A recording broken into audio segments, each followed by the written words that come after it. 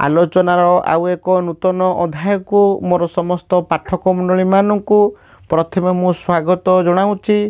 तत्सहित जो पाठक मंडली माने मो वीडियो को देखुंती से अनुरोध करुच्ची से माने मो चैनल को सब्सक्राइब करंतु, लाइक करंतु, शेयर करंतु एवं निजस्व अभिमत उपस्थापन करंतु।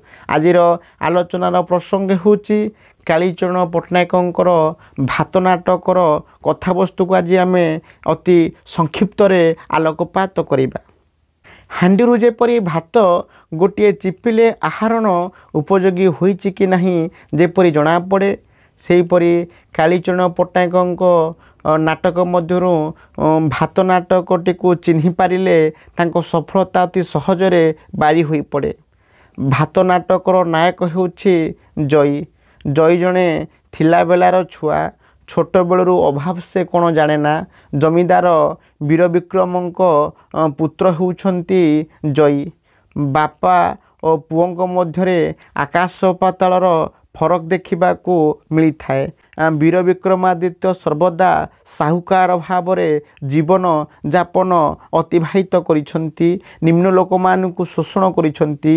निज पादरे पोकमाछी परी समयानुक्रमे से दली देइछंती। किंतु तांको पुओ संपूर्ण रूप से भिन्न थिला बोली ए कुहा जाइछि। जयीर भौणी हेउछि विजया।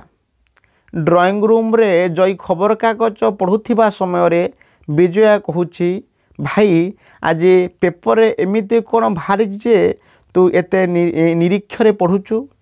भाई विजयार प्रति उत्तर देवाकू जाई कहिछि 1943 मसीह होइथिबा नियंटिया परिस्थिति संबंध किछि खबर लेखा जाइछि। विजया तार भाई जय को अनुरोध करिछि खबरटी को पढ़ी सुनेइबा पई। जय खबर कागजटी को पढ़ी ए कहूछि, एही नियंटिया परिस्थिति रे हार्नर करुण चित्कार देखा मिलता।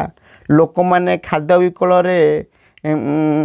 पोकमाछी परी से समय मृत्युवरण करथिले। भात नाटकर नायिका हेउछि रमा। रमा जणे गरीब श्रेणीर झियो। रमा गरीब हेले मध्य ता मनरे दया और अन्यमानक प्रति दरद देखा मिले। 1943 मसीह होइथिबा नियंटियार प्रभाव ता परिवार उपरे विशेषतः पड़िथिला। रमार बापा साहुकार वीर विक्रमंक द्वारा अत्याचार शिकार होइछंती। साहुकार को जमीर उपयुक्त कर न दे परिबारु जमीदार गोमास्ता को पठाई बार बार अत्याचार करिछि। रमा साहुकार विरोध में स्वर उत्तोलन करिथिला, किंतु बार बार से अत्याचार शिकार होइथिला। वीर विक्रमंकर पुओ जयी परवर्ती समय रमा और अनंत सहित मिलामिशा करिछि। मिलामिशा करिबा परे अनंत और रमा जयी मनरे घोर परिवर्तन आनिथिले। आरी मध्यरे जयी रमा को मने मने भल पाई बसिछि बोली कुहा जाए। जयी सांगरे अनंत तांको घर को बार बार जाइछि, जहा फलरे जयीर भौणी विजया सहित भेट होइछि। बार बार देखा चाहा भितरे विजया अनंत को मन देई बसिथिला। विजया मनरे मध्य धीरे धीरे परिवर्तन देखा मिलता। शेष में अनंत जयी रमा विजया वीर विक्रमंक विरोध में स्वर उत्तोलन करथिले एवं तांको मनरे मध्य परिवर्तन आनी परिथिले।